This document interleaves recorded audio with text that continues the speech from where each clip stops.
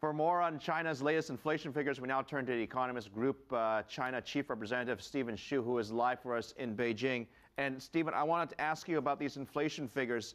A serious situation. You know, I remember in the past when we wanted low inflation figures, and now that we have it, people are all worried about it. What's happening here? Well, people are worried about it because headline inflation has been falling rather fast due to various factors, but main driver is really the deteriorating external considerations environment. Some people are worried deflation may come back. I don't think that's going to be true. I think the underlying inflation remains strong. China is on the verge of unveiling a host of reform measures in prices, water, electricity, energy, so on and so forth.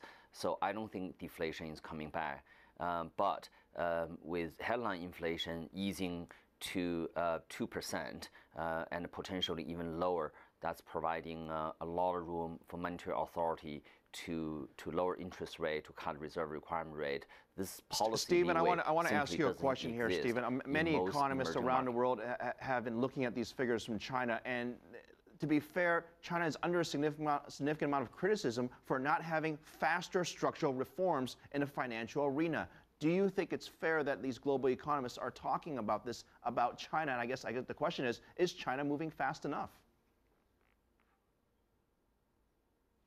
China is moving, I mean, definitely, but you may say the speed could be faster.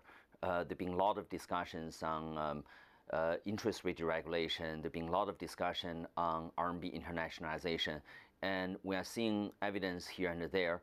But of course, given the worsening external environment, it's understandable for policymakers just to be slightly cautious. Stephen, what other resources does the Chinese government have aside from just interest rate cuts or reserve rate cut requirements to the banks? Is there anything else they can do to stimulate the domestic consumption in China?